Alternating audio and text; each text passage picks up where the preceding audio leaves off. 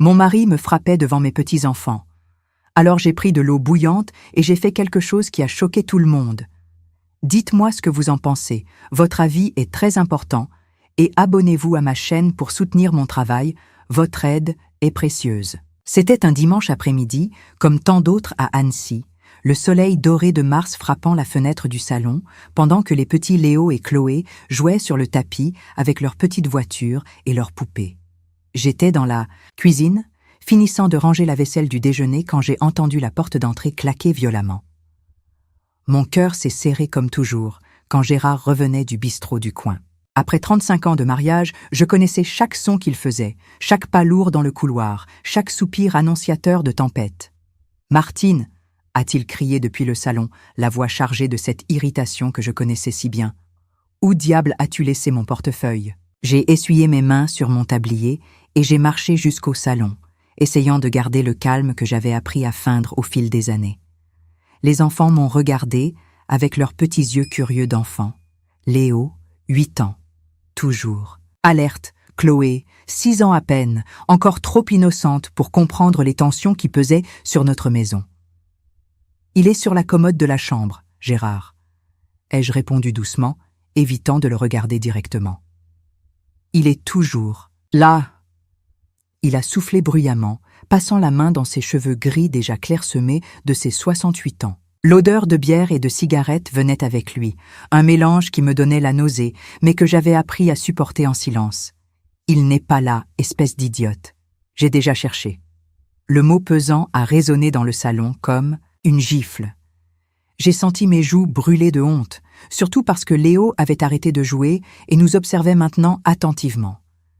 Chloé continuait à être distraite avec sa poupée, grâce à Dieu. « Je vais regarder de plus près », ai-je murmuré, en me dirigeant déjà vers la chambre.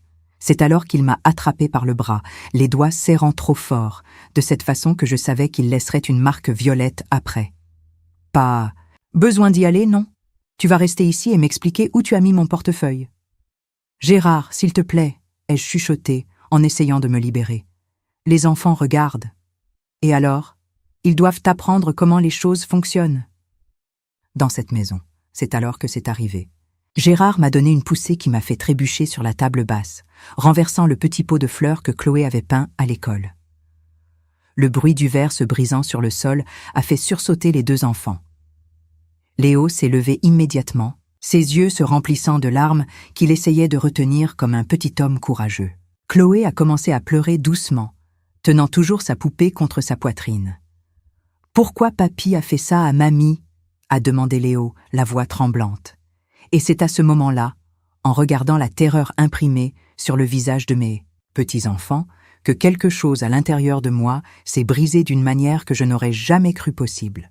Ce n'était pas seulement de la douleur ou de la colère. C'était comme si une partie de moi qui avait été enterrée depuis des décennies revenait soudainement à la vie, furieuse et assoiffée de justice. « Ce n'est rien, mon amour, » ai-je menti à Léo, forçant un sourire en me penchant pour embrasser les deux. Mamie a juste trébuché, c'était juste un accident. Gérard a ri avec dédain. Ta grand-mère est maladroite de toute façon. Elle l'a toujours été. Ce soir-là, après que Camille soit venue chercher les enfants et que Gérard s'est effondré sur le lit en ronflant comme un cochon, je suis restée dans la cuisine à boire du thé à la camomille et à regarder la cuisinière. La bouilloire était là, innocente, brillant sous la faible lumière de l'ampoule. Je l'ai remplie d'eau et je l'ai mise sur le feu, observant les bulles commencer à se former au fond. Quand l'eau a atteint le point d'ébullition, j'ai éteint le feu et j'ai tenu la bouilloire par les poignets. J'ai marché jusqu'au jardin où Gérard cultivait depuis des années ses pots de plantes, des orchidées, des violettes, des fougères qu'il soignait avec plus de soin qu'il n'en a jamais montré pour moi. J'ai versé toute l'eau bouillante dans le premier pot, puis dans le deuxième, et dans le troisième. J'ai vu les feuilles se tordre, se flétrir instantanément sous la chaleur mortelle. C'était comme assister à une petite mort, silencieuse et irréversible.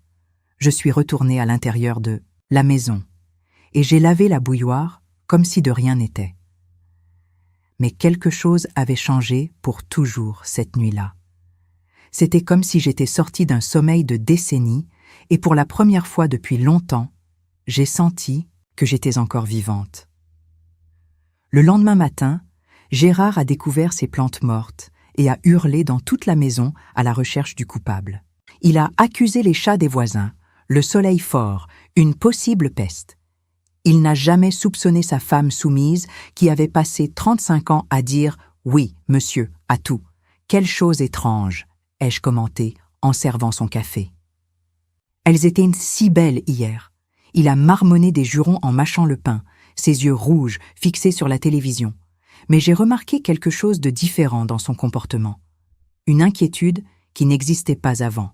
Comme si, à un niveau primitif, il pressentait que quelque chose avait changé. Les jours suivants se sont déroulés dans un calme apparent.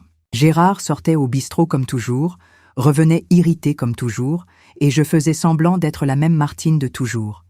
Mais à l'intérieur, une révolution silencieuse était en train de se produire. C'est le jeudi suivant que Gisèle, notre voisine depuis plus de 20 ans, est apparue à ma porte avec ce regard de quelqu'un qui porte un poids sur la conscience. « Martine » a-t-elle dit hésitante, tripotant nerveusement les anses de son sac à main.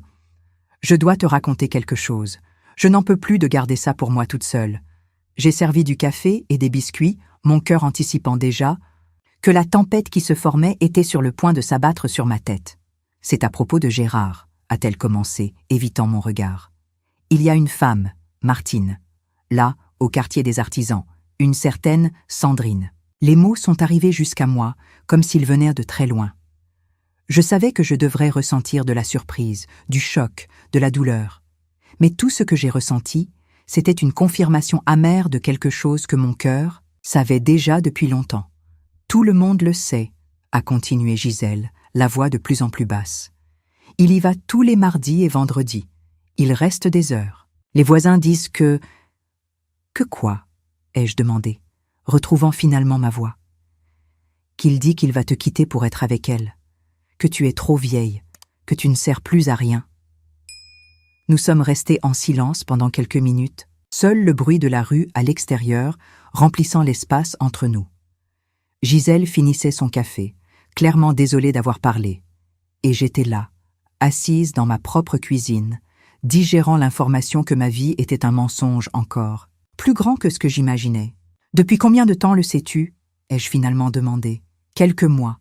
Je voulais te le dire avant, mais... »« Ce n'est pas grave, » l'ai-je interrompu, me levant pour ramasser les tasses. « Merci de me le dire maintenant, après le départ. » De Gisèle, je me suis assise sur le bord du lit que je partageais avec Gérard depuis tant d'années et j'ai essayé de ressentir quelque chose.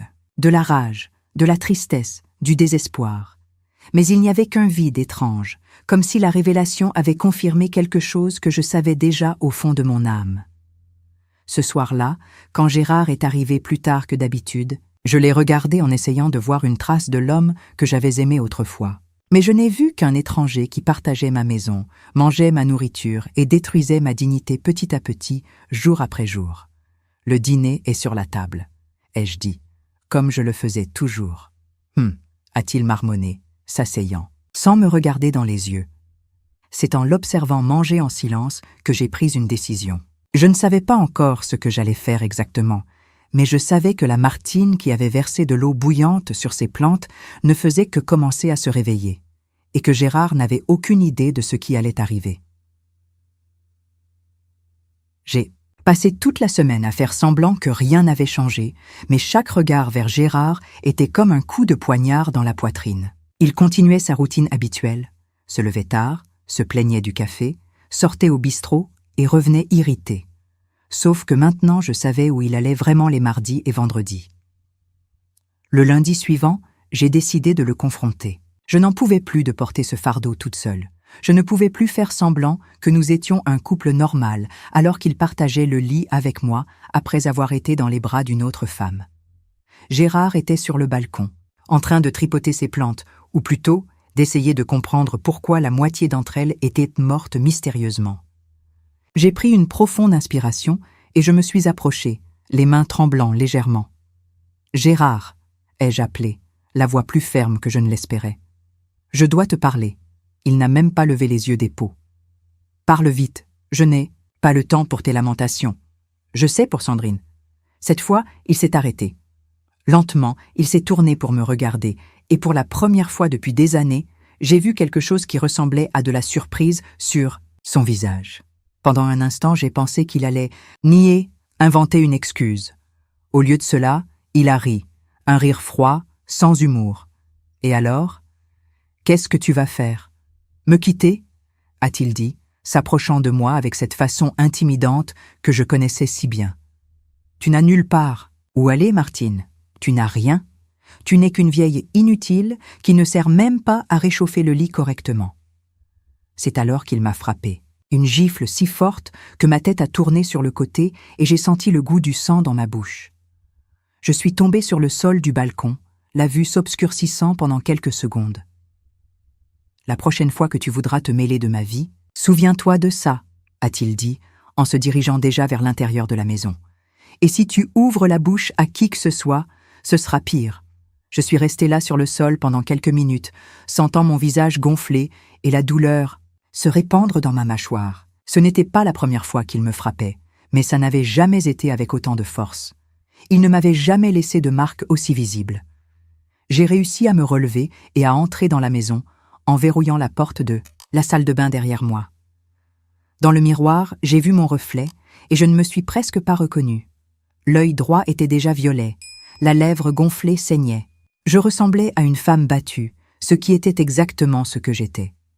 Pendant 3 jours, je n'ai pas pu sortir de la maison.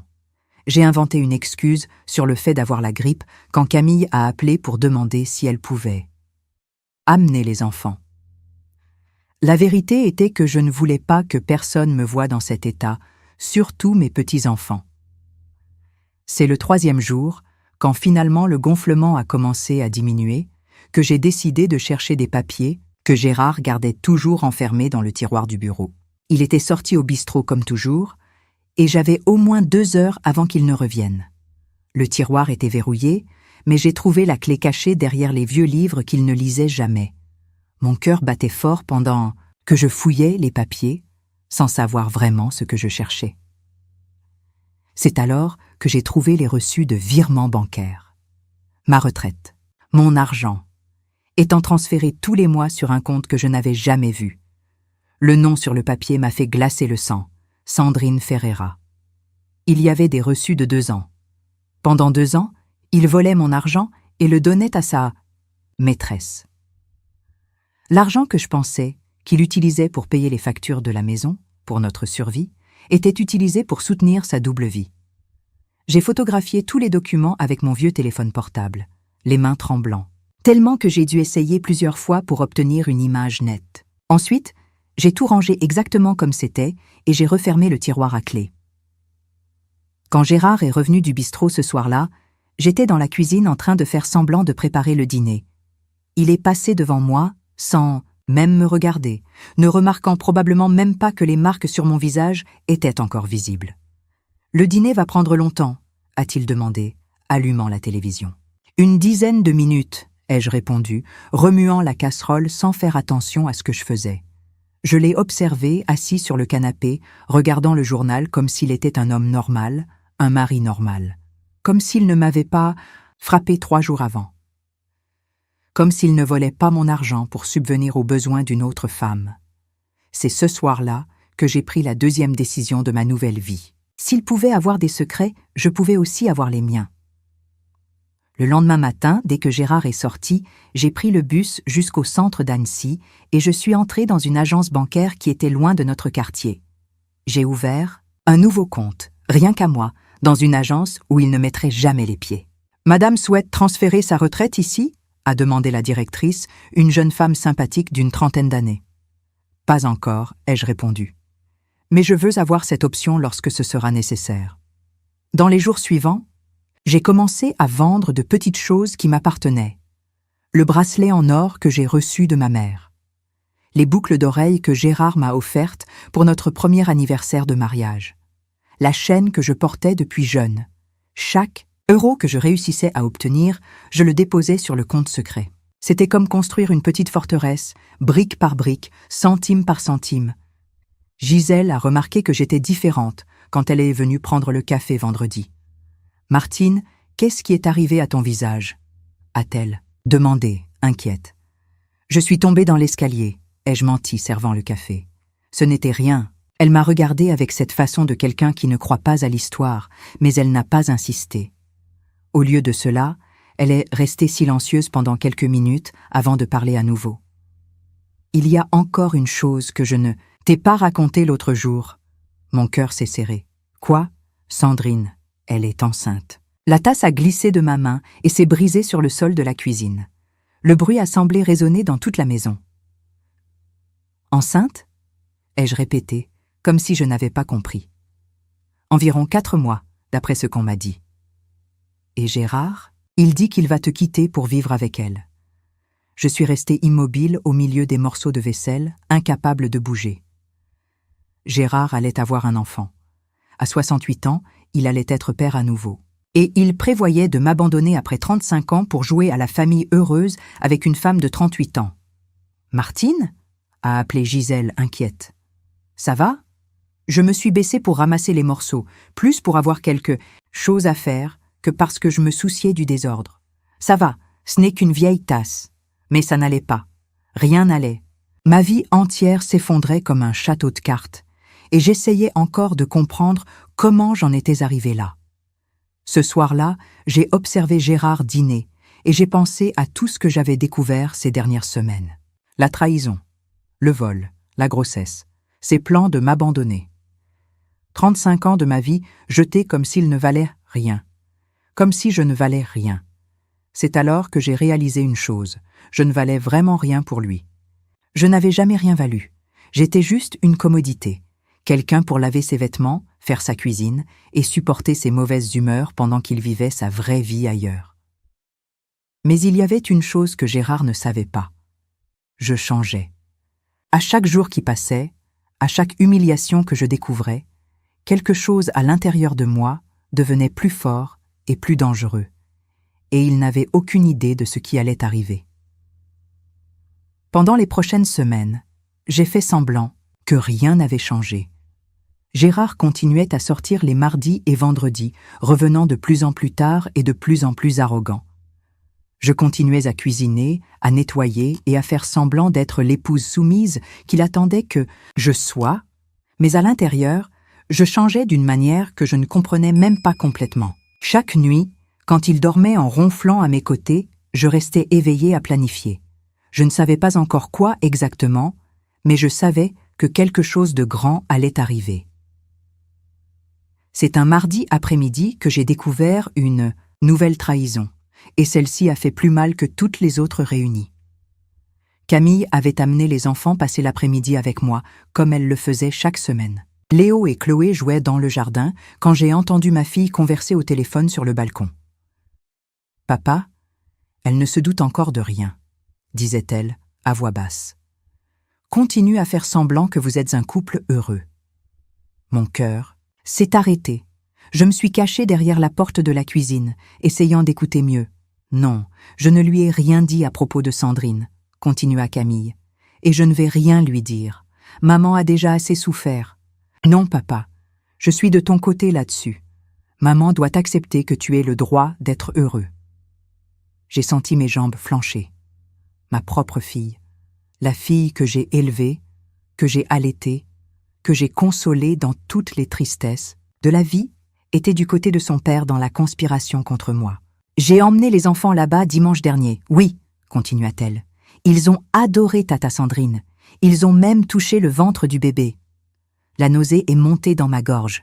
Mes petits-enfants, mes enfants innocents avaient été emmenés pour rencontrer la maîtresse de leur grand-père comme si c'était quelque chose de normal, de naturel. « Ne t'inquiète pas, papa, ils ne vont rien dire à mamie. Je leur ai expliqué que c'était notre secret. » Quand Camille a raccroché le téléphone, j'étais déjà retournée dans la cuisine et je faisais semblant de faire la vaisselle. Elle est entrée quelques minutes plus tard, souriant comme elle le faisait toujours quand elle venait me rendre visite. « Maman, ça va? Tu as l'air un peu pâle. »« Je vais très bien, ma fille, » ai-je menti, essuyant mes mains sur le torchon. « Juste, un peu fatiguée. Tu dois mieux prendre soin de ta santé. Tu n'es plus toute jeune, hein ?» J'ai regardé Camille, ma fille de 32 ans, mariée, mère de 2 enfants, qui trouvait normal que j'accepte d'être trahie et humiliée par mon propre mari. Comme si, à 62 ans, je n'avais plus droit à la dignité. Camille, ai-je commencé, essayant de garder une voix ferme. Si tu savais que ton père avait une liaison, tu me le dirais? Elle a hésité une seconde avant de répondre. Maman, pourquoi tu demandes ça? Juste réponds. Bien sûr que je te le dirai, a-t-elle menti, détournant le regard. Tu es ma mère. Je serai toujours de ton côté. À ce moment-là, j'ai eu envie de crier, de la confronter, d'exiger qu'elle me raconte tout ce qu'elle savait. Mais quelque chose m'a retenue. Peut-être l'intuition que je devais garder mes cartes pour le bon moment. C'est bon à savoir, ai-je dit, forçant un sourire. Quand Camille est partie cet après-midi-là, en emmenant les enfants, je suis restée seule dans la maison avec un poids sur la poitrine qui semblait vouloir m'écraser. Ce n'était pas seulement la trahison de mon mari, mais la trahison de ma propre fille. C'était découvrir que j'étais seule dans ma propre famille. Je me suis assise dans le fauteuil du salon et j'ai pleuré comme je n'avais pas pleuré depuis des années. J'ai pleuré pour toutes les années perdues, pour toutes les humiliations que j'avais avalées, pour avoir élevé une fille qui trouvait acceptable que je sois traitée comme un déchet. C'est à ce moment-là que le téléphone a sonné. C'était mon fils Sébastien, qui appelait depuis Paris. « Salut maman, comment vas-tu ?»« Bien mon fils, ai-je menti, essuyant mes larmes. Écoute, j'ai besoin d'un coup de pouce. Une opportunité d'affaires s'est présentée ici, mais j'ai besoin d'environ 5 000 € en prêt. Tu peux m'aider ? 5 000 €, presque la moitié de ma retraite. L'argent que j'économisais centime par centime sur le compte secret pour ma fuite. Mon fils, c'est beaucoup d'argent. Ah, maman, tu trouves toujours une excuse. Tu ne m'aides jamais quand j'en ai besoin. Ce n'est pas ça, Sébastien. C'est que... Laisse tomber, a-t-il coupé, irrité. Je vais demander à papa. Lui au moins comprend qu'un fils a besoin de soutien. La communication a été coupée, me laissant avec le téléphone dans la main et une sensation de vide dans la poitrine. Mon fils aussi. Lui aussi n'apparaissait que quand il avait besoin d'argent, et quand je ne pouvais pas lui donner, il courait vers son père. Ce soir-là, quand Gérard est rentré du bistrot, j'étais dans la cuisine, en train de préparer le dîner comme d'habitude. Il est arrivé plus animé que d'habitude, sifflant doucement. « Martine, je dois te dire quelque chose, » a-t-il dit, s'asseyant à table. Mon cœur s'est emballé. Serait-ce maintenant? Allait-il me parler de Sandrine? De ses plans de me quitter? « Parle, » ai-je répondu, continuant à remuer la nourriture dans la casserole. Sébastien m'a appelé aujourd'hui. Il a besoin d'un peu d'argent en prêt. Je vais aider le garçon, c'est notre fils, hein? Je me suis retournée pour le regarder. Avec quel argent? Avec l'argent de la maison, voyons, nous sommes une famille. Famille. Le mot a sonné comme une blague cruelle dans ma bouche. Quelle famille était-ce où le mari volait ma retraite pour entretenir sa maîtresse? La fille me trahissait dans... Mon dos et le fils n'apparaissaient que pour demander de l'argent. D'accord, ai-je dit, retournant à la cuisinière. Dans les jours suivants, j'ai observé Gérard d'une manière différente. Je voyais comment il vérifiait constamment son téléphone, portable, comment il souriait à l'écran quand il pensait que je ne regardais pas, comment il fredonnait sous la douche. Il était heureux, vraiment heureux pour la première fois depuis des années, et ce bonheur venait de la perspective d'une nouvelle vie, loin de moi. C'est un jeudi après-midi que j'ai reçu un appel inattendu. C'était Gisèle, mais elle chuchotait comme si elle avait peur d'être entendue. « Martine, je dois te voir d'urgence, mais pas chez toi ni chez moi. » Pourquoi? Que s'est-il passé? Retrouve-moi au centre, place de la mairie, dans 1 heure, c'est important. Quand je suis arrivée sur la place, Gisèle était déjà là, assise sur un banc sous un arbre. Son visage était tendu, inquiet. « Qu'est-ce qu'il y a, Gisèle ?»« C'est à propos de ton Gérard et de Sandrine, » a-t-elle commencé. « Ils sont en train d'acheter un terrain. J'ai senti le monde tourner autour de moi. Comment ça? Dans le quartier des artisans. Un grand terrain pour construire une maison. Et Martine, elle a hésité. Ils utilisent ton nom sur les documents. Mon nom? Ils ont falsifié ta signature. Une connaissance à moi travaille au cadastre et me l'a dit. Ton Gérard a apporté les papiers en disant que tu avais tout autorisé, mais que tu ne pouvais pas y aller personnellement parce que tu étais malade. La révélation m'a frappé comme un coup de poing dans l'estomac. Il ne se contentait pas de me tromper et de voler mon argent. Il utilisait mon nom pour construire une nouvelle vie avec sa maîtresse. Il y a plus, continua Gisèle. La maison où vous habitez. Il essaie aussi de transférer l'acte de propriété au nom de Sandrine. À ce moment-là, j'ai compris qu'il ne s'agissait plus seulement de trahison ou d'humiliation.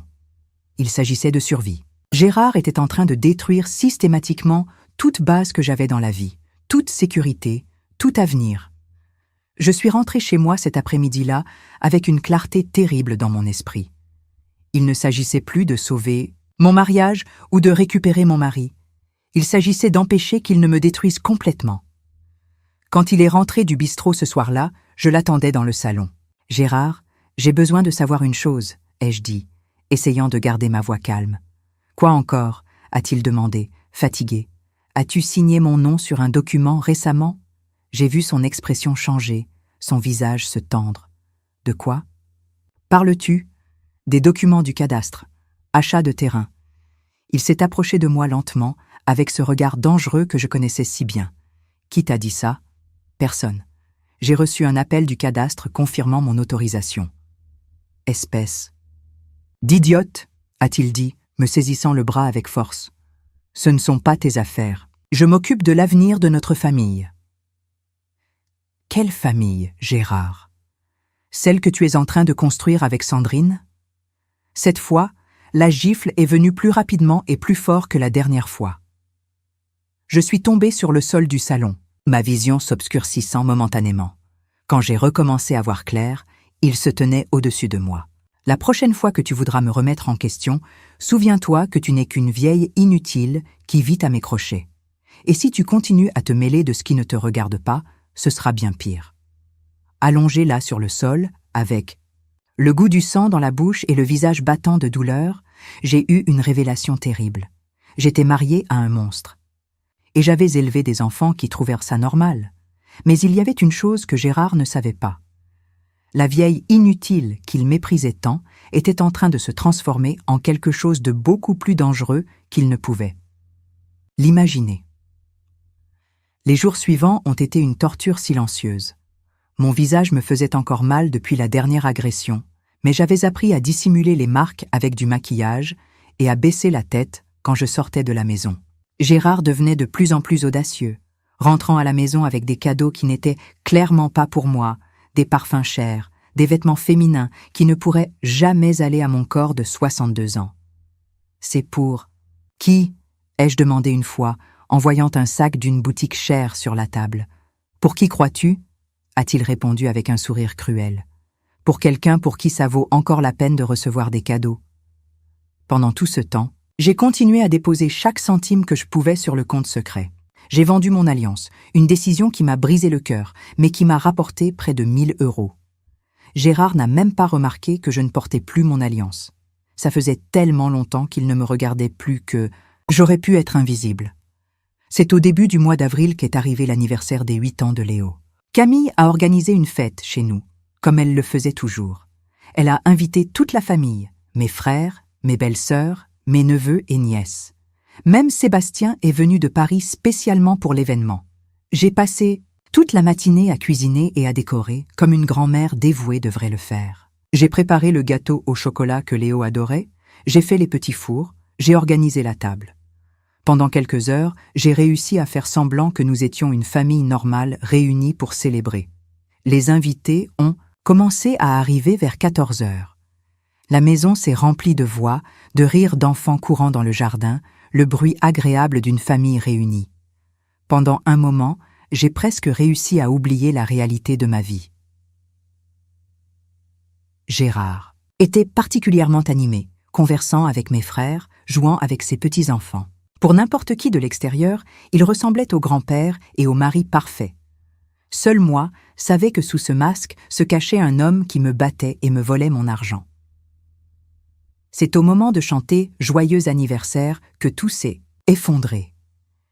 J'étais dans la cuisine en train de couper le gâteau quand j'ai entendu Gérard attirer l'attention de tout le monde dans le salon. Les amis, avant de chanter « Joyeux anniversaire au garçon dont c'est l'anniversaire », je voudrais profiter du fait que toute la famille est réunie pour faire une annonce importante. Mon sang s'est glacé. Je suis sortie de la cuisine avec le couteau encore à la main, pressentant que quelque chose de terrible allait arriver. Comme vous le savez, Martine et moi sommes mariés depuis longtemps, a-t-il commencé, sa voix suffisamment forte pour que tout le monde l'entende. Mais les gens changent, la vie change. J'ai vu Camille devenir pâle, Sébastien regarder le sol. Il savait ce qui allait arriver. Martine n'est plus en mesure de s'occuper d'une maison, d'une famille, a continué Gérard, me regardant avec dédain. Elle vieillit, elle oublie. Parfois, elle ne reconnaît même plus les gens correctement. Gérard, ai-je essayé d'interrompre. Mais il a levé la main pour me faire taire. Alors j'ai décidé qu'elle serait mieux prise en charge dans une maison de retraite. J'en ai même déjà choisi une, très bien, où elle aura tous les soins dont elle a besoin. Le silence dans la pièce était assourdissant. Mes belles-sœurs me regardaient avec pitié. Mes frères semblaient choqués.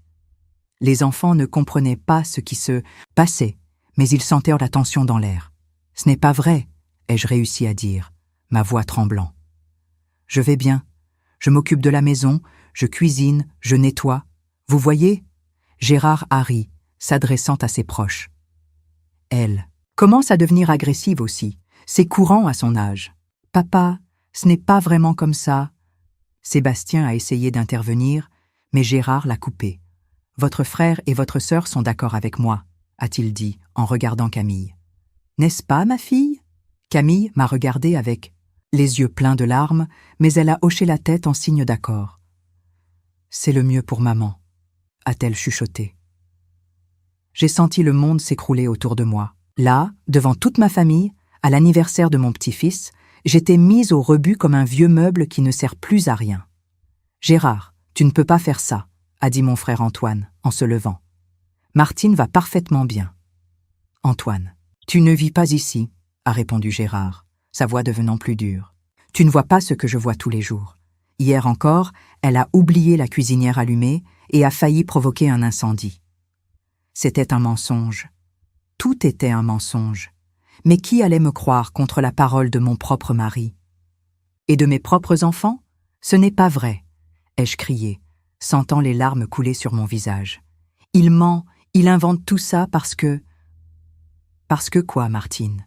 Ito, a demandé Gérard, s'approchant de moi avec ce regard menaçant. Tu vas inventer une histoire maintenant? C'est à ce moment-là que Léo, mon petit-fils de 8 ans qui venait de fêter son anniversaire, s'est approché de moi et m'a pris la main. « Mamie, pourquoi tout le monde crie à mon anniversaire ?» a-t-il demandé, ses grands yeux remplis de confusion. J'ai regardé ce garçon innocent et j'ai senti mon cœur se briser. Comment pourrais-je lui expliquer que le grand-père, qu'il admirait, était en train de me détruire? Comment pourrais-je lui raconter que la famille qu'il connaissait était un mensonge? « Ce n'est rien, mon amour, ai-je chuchoté en embrassant son front. « Mamie est juste un peu triste. »« C'est parce que tu vas vivre ailleurs ?» a-t-il demandé. « Maman me l'a dit. Même les enfants le savaient. Tout le monde connaissait les plans. » De me renvoyer. J'étais la seule à être surprise par ma propre vie. « Voilà, vous voyez ?» a dit Gérard à haute voix. « Même les enfants se rendent compte qu'elle ne va pas bien. Elle les embrouille avec ses jérémiades. » Mon frère Antoine s'est approché de moi.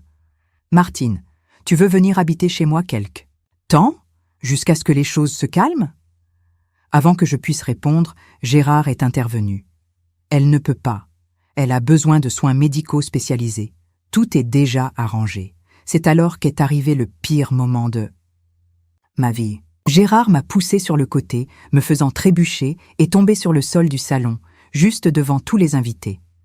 Le bruit de ma chute a fait que tout le monde a cessé de parler et m'a regardé. « Vous voyez ?» a-t-il dit, comme si ma chute était due à de la faiblesse et non au fait qu'il m'ait poussée. Elle n'arrive même plus à tenir debout correctement. Allongée là sur le sol, entourée de ma famille, j'ai ressenti une humiliation si profonde qu'elle semblait brûler de l'intérieur. Mes proches me regardaient avec pitié, chuchotant entre eux.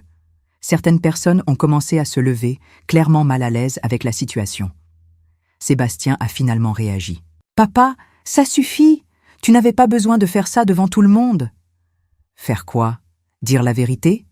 a rétorqué Gérard. « Vous croyez que c'est facile pour moi aussi? M'occuper d'une femme qui perd la tête ?» Je me suis levé lentement, sentant toutes mes articulations me faire souffrir. Ce n'était pas seulement à cause de la chute, mais à cause d'années de violences silencieuses, d'humiliations que j'avais avalées, d'une vie gâchée avec un homme qui me haïssait. « Eh bien, » ai-je dit, essuyant mes larmes et essayant de retrouver un peu de dignité. « Si c'est ce que vous voulez, alors d'accord. » Le silence est revenu dans la pièce. Personne ne s'attendait à ce que j'accepte si facilement.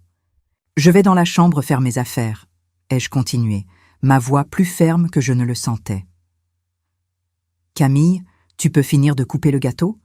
C'est l'anniversaire de ton fils. » J'ai monté les escaliers sous le regard de tout le monde, me sentant comme une condamnée marchant vers son exécution. Mais en fermant la porte de la chambre derrière moi, j'ai senti quelque chose de différent grandir dans ma poitrine. Ce n'était pas seulement de la tristesse ou de la colère, c'était une détermination froide, calculatrice. Une certitude que s'il voulait me détruire publiquement, j'avais tout le droit de me défendre. Et que la défense que j'étais en train de planifier serait beaucoup plus dévastatrice qu'il ne pouvait l'imaginer. Je me suis assise sur le bord du lit que je partageais avec Gérard depuis tant d'années et j'ai pris mon téléphone portable. J'avais quelques appels à passer, quelques préparatifs finaux avant de mettre en pratique le plan que je préparais depuis des semaines. En bas, j'ai entendu le bruit de la fête qui continuait. Rires forcés, conversations chuchotées. La vie continuait comme si de rien n'était. Mais quelque chose s'était passé, oui. À ce moment-là, dans cette chambre, la Martine soumise et patiente était morte pour toujours. Et ce qui était en train de naître à sa place était quelque chose que Gérard n'aurait jamais espéré rencontrer. 2 semaines après l'humiliation publique à l'anniversaire de Léo, j'étais officiellement en train d'être préparée à être envoyée dans une maison de retraite. Camille venait tous les jours aider à trier mes affaires, décidant ce que je pouvais emporter et ce qui resterait derrière. « Maman, tu n'auras pas besoin d'autant de vêtements, » disait-elle, pliant. Mes robes, là-bas, ils fournissent tout. Je l'observais travailler, faisant semblant d'être la vieille femme confuse que tout le monde pensait que j'étais. Mais à l'intérieur, j'étais en train de finaliser les derniers détails de mon plan. Le compte secret contenait déjà près de 15 000 €, assez d'argent pour recommencer loin d'ici. C'est un jeudi après-midi que Gisèle est apparue à ma porte, plus nerveuse que jamais. « Martine, il faut qu'on parle d'urgence », a-t-elle chuchoté, regardant autour d'elle comme si quelqu'un pouvait nous entendre. « Camille est là », ai-je répondu à voix basse. « Alors, allons dans le jardin. C'est important. » Nous sommes sortis, derrière la maison, loin des oreilles curieuses. Gisèle était clairement agitée, ses mains tremblant pendant qu'elle fouillait dans son sac à main. « C'est à propos de la maison », a-t-elle commencé. « Ta maison. Qu'est-ce qu'il y a avec la maison ? Ton Gérard a réussi à transférer l'acte de propriété. Officiellement, la maison ne t'appartient plus. Elle est au nom de Sandrine. » J'ai senti le sol disparaître sous mes pieds. « Comment ? » Ma connaissance du cadastre m'a appelé tôt ce matin. « Les papiers ont été signés hier. Ta signature a été falsifiée de nouveau, mais cette fois, ils ont fait plus attention. Ils ont même amené de faux témoins. » La révélation m'a frappé comme un éclair. Non seulement j'étais en train d'être expulsée de ma propre maison, mais légalement, elle n'était même plus à moi. « Il y a plus », a continué Gisèle, sa voix de plus en plus basse. « Sandrine va emménager ici la semaine prochaine. Tout est déjà prévu. Dès que tu seras partie à la maison de retraite, elle viendra habiter ici avec le bébé. Et Gérard ? Il restera ici aussi, bien sûr. Ils vont former la famille heureuse qu'ils ont toujours voulu. » Je suis restée silencieuse pendant quelques minutes, observant le jardin où j'avais passé tant d'années de ma vie. Les fleurs que j'ai plantées, l'arbre qui a vu mes enfants grandir, le balcon où j'ai pris des milliers de petits déjeuners, tout serait à elle maintenant. « Gisèle, » ai-je dit finalement, « pourrais-tu me rendre un service ? Bien sûr, ce que tu veux. Peux-tu découvrir quand exactement elle va emménager ? Je peux essayer. Pourquoi ? Juste par curiosité, ai-je menti. Je veux savoir combien de temps il me reste. Ce soir-là, quand Gérard est rentré du bistrot, il était particulièrement animé. Il sifflotait une chanson en enlevant ses chaussures. Il avait l'air d'avoir des années de moins. « Martine », a-t-il appelé depuis le salon, « viens ici ». Je suis allé le rejoindre, feignant la soumission habituelle. Il était assis sur le canapé, une enveloppe à la main. « J'ai apporté les papiers de la maison de retraite », a-t-il dit en me tendant l'enveloppe. « Tu vas les signer maintenant. » J'ai pris les papiers et j'ai fait semblant de lire, mais mes yeux n'arrivaient pas à se concentrer sur les mots. C'était mon arrêt de mort sociale. Une fois que j'aurais signé ça, je serais interné comme une personne sans capacité mentale, perdant tout droit de contester les décisions qui étaient en train d'être prises concernant ma vie. « Tu es pressé ?» ai-je demandé. « Oui. Plus vite tu partiras d'ici, mieux ce sera pour tout le monde. »« Pourquoi tant de hâte, Gérard ?» Il m'a regardé avec ce sourire cruel que je connaissais si bien. « Parce que j'ai une nouvelle vie à commencer, et tu n'en fais pas partie. » J'ai signé les papiers avec des mains qui semblaient appartenir à quelqu'un d'autre. Chaque lettre de mon nom était comme une petite mort, un morceau de mon identité en train d'être effacé. « Voilà », ai-je dit, en lui rendant l'enveloppe. « Quand est-ce que je pars ? » ?»« Lundi. Camille va t'emmener. » 3 jours. J'avais 3 jours pour exécuter mon plan. Ce soir-là, après que Gérard se soit endormi, j'ai appelé mon frère Antoine. « Antoine, j'ai besoin de te demander quelque chose de très important, » ai-je chuchoté au téléphone. « Qu'est-ce qu'il y a, Martine ? Tu penses toujours que je suis saine d'esprit ? » ?»« Bien sûr que oui. Pourquoi tu demandes ? » ?»« Ça, j'ai besoin que tu viennes ici lundi matin, très tôt, avant 8 heures. Pourquoi faire ? Viens, s'il te plaît, et amène Gisèle avec toi, c'est important. » Samedi, Gisèle m'a appelé avec l'information que j'attendais. « Martine, j'ai découvert. Sandrine arrive mardi après-midi. Elle va apporter ses affaires dans un petit déménagement. Tu es sûre ? » ?»« Absolument. Mon voisin qui travaille dans le déménagement a été embauché pour l'aider. »« Parfait. J'allais être emmenée lundi. Elle arriverait mardi. » Gérard aurait une nuit seul dans la maison pour célébrer sa nouvelle vie. Dimanche, j'ai fait semblant d'organiser mes dernières affaires. Camille est venue m'aider en emmenant les enfants avec elle. « Mamie, tu vas revenir nous rendre visite ?» a demandé Chloé en me tenant la main. « Bien sûr que oui, mon amour, » ai-je menti en embrassant son petit front. Léo était plus silencieux, observant tout avec ses yeux intelligents d'enfant qui sait que quelque chose ne va pas. « Mamie, » a-t-il chuchoté quand nous sommes restés, seul un moment. « Pourquoi papy est-il fâché contre toi ?» La question m'a brisé le cœur. Comment expliquer à un enfant de 8 ans que le grand-père qu'il admirait était un monstre ? Parfois, les adultes sont confus, mon amour, ai-je répondu. Mais souviens-toi toujours que mamie t'aime beaucoup, d'accord ? Il a hoché la tête, mais j'ai vu des larmes se former dans ses yeux. Ce soir-là, ma dernière nuit dans la maison où j'avais passé 35 ans de ma vie, je suis restée éveillée à regarder Gérard dormir. Il avait l'air en paix, rêvant probablement de sa nouvelle vie, de la jeune femme qui l'attendait, de l'enfant qui allait naître. Je me suis levée lentement et j'ai marché dans la maison dans le noir.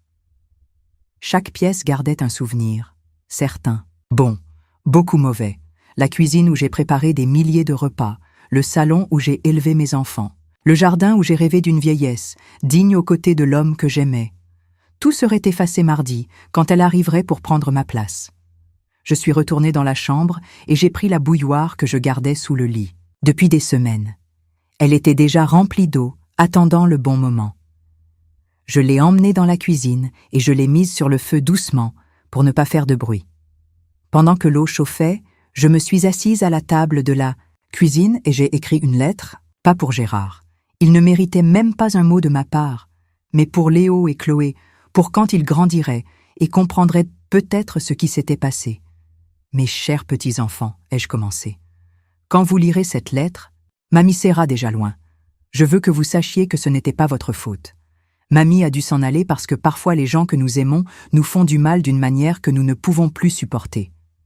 J'ai écrit pendant 1 heure, déversant mon cœur sur le papier. Je leur ai raconté l'amour que je ressentais pour eux, l'espoir qu'ils grandiraient en sachant que la violence n'est jamais de l'amour, que le respect est la base de toute relation.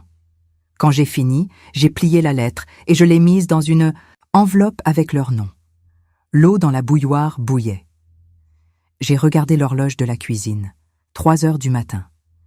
Gérard dormait profondément, comme toujours après ses beuveries. Camille viendrait me chercher à 8 heures. J'ai pris la bouilloire par les poignets, sentant la vapeur chaude monter. J'ai marché lentement jusqu'à la chambre, mon cœur battant si fort que j'ai cru que Gérard allait se réveiller juste avec le bruit. Mais ce n'était pas aux plantes que je pensais cette fois, ni au mur, ni au sol.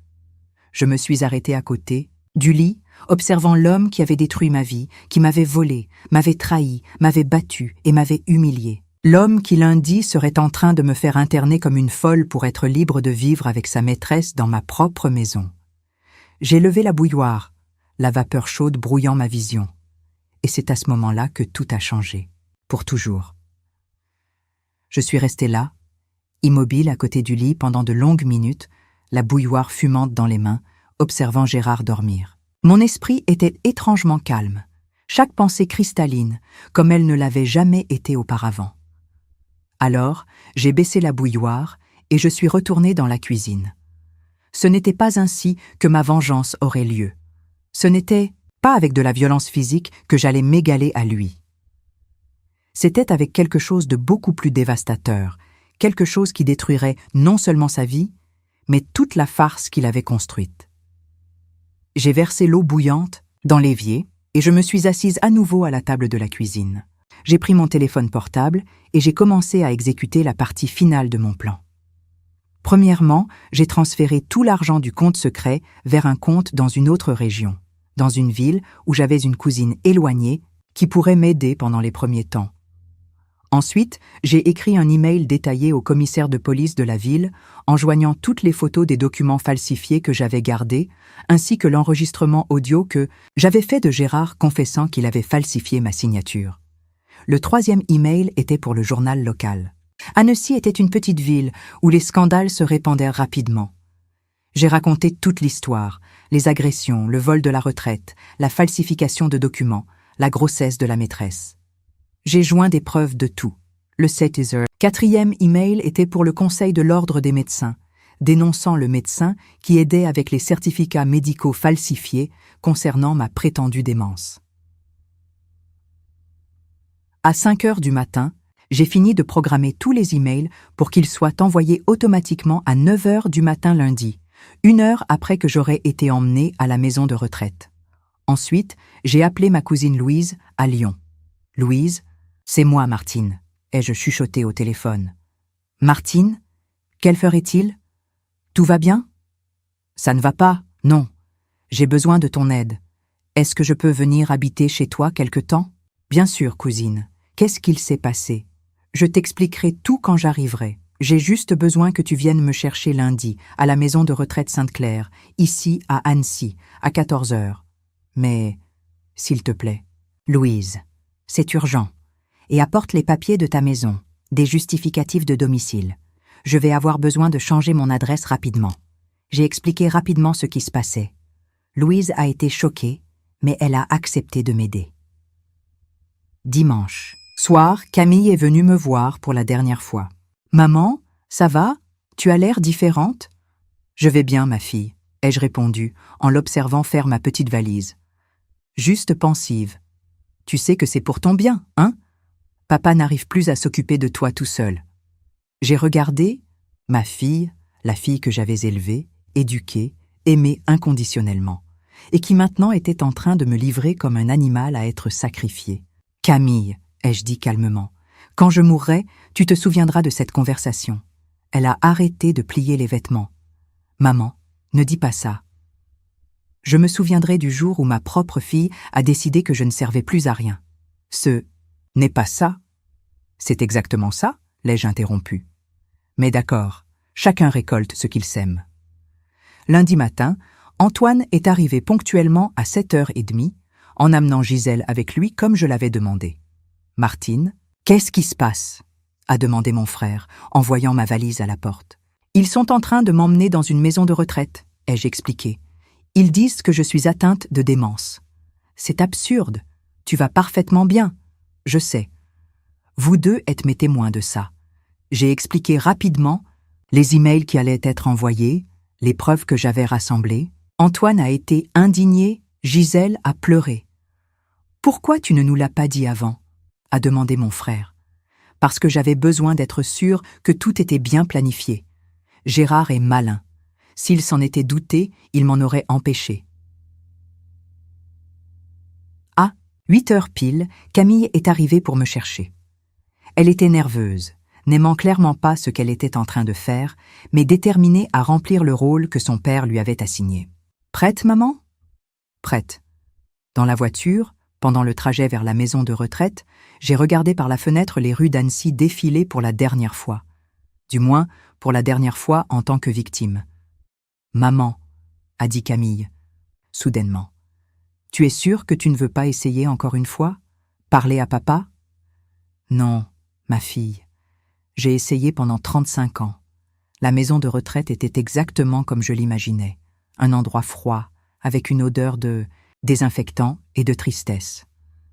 La directrice m'a accueilli avec un sourire professionnel, m'expliquant les règles et les horaires. « Vous allez bien vous adapter ici ?» a-t-elle dit. « Nous avons beaucoup d'activités pour maintenir l'esprit occupé. » Camille a signé les papiers de l'internement et m'a donné une accolade rapide, voulant clairement s'en aller rapidement.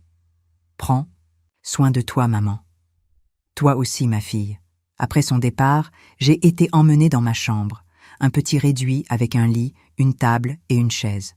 Je me suis assise sur le bord du lit et j'ai attendu. À 9 heures, tous les emails ont été envoyés automatiquement. À 9h30, mon téléphone portable a commencé à sonner. C'était Camille, désespérée. « Maman, qu'est-ce que tu as fait? La police est chez nous. Il y a des journalistes à la porte. » J'ai fait ce que je devais faire, ma fille. J'ai dit la vérité. Mais maman, qu'est-ce que tu espérais, Camille? Que je reste silencieuse pour toujours? Que je vous laisse m'enterrer vivante? J'ai raccroché.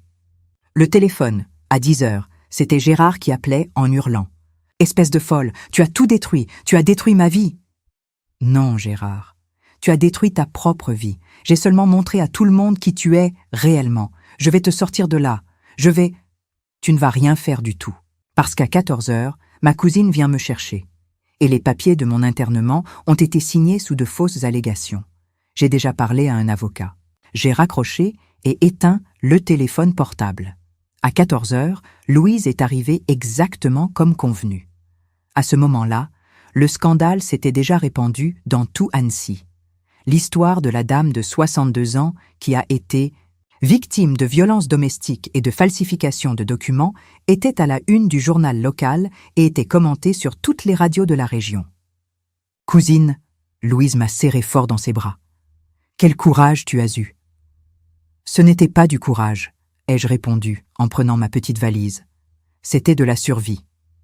À la sortie de la maison de retraite, nous avons vu une voiture de reportage garée devant. Le journaliste a essayé de m'aborder, mais Louise m'a protégée, m'emmenant directement à sa voiture. Pendant le voyage vers Lyon, Louise m'a raconté ce qui se passait à Annecy. Gérard avait été arrêté en flagrant délit pour falsification de documents. Sandrine était en train d'être interrogée pour complicité. Le médecin qui avait signé les certificats falsifiés s'est vu retirer son autorisation d'exercer. « Et tes enfants ?» a demandé Louise. « Ils récoltent ce qu'ils ont semé », ai-je répondu, en regardant la route par la fenêtre. 6 mois plus tard, j'habitais dans une petite maison mais confortable à Lyon, travaillant à mi-temps dans une boutique d'artisanat et découvrant qu'à 62 ans, il était encore possible de recommencer. Gérard a été condamné à 3 ans de prison. La maison m'a été rendue après que la falsification ait été prouvée. Je l'ai vendue et j'ai utilisé l'argent pour acheter ma nouvelle maison et garantir une retraite digne. Camille a essayé de me contacter plusieurs fois, mais je n'étais pas prête à pardonner. Peut-être un jour, mais pas encore. Sébastien s'est marié et a déménagé dans la campagne près de Paris. Il n'a plus jamais demandé d'argent en prêt. Et les enfants, les enfants me rendent visite tous les mois. Antoine amène Léo et Chloé passer des week-ends avec moi. Ils m'appellent « Mamie guerrière » maintenant. « Mamie » m'a demandé Chloé le week-end dernier. « Pourquoi tu es partie de cette maison ?» Parce que parfois, mon amour, il faut être courageux pour protéger ceux qu'on aime, y compris soi-même. Et papy Gérard. Papy Gérard est en train d'apprendre que faire du mal aux gens a des conséquences. Aujourd'hui, quand je m'assieds sur le balcon de ma nouvelle maison, en prenant mon thé de l'après-midi et en écoutant les oiseaux chanter, je me souviens de cette nuit avec la bouilloire d'eau bouillante.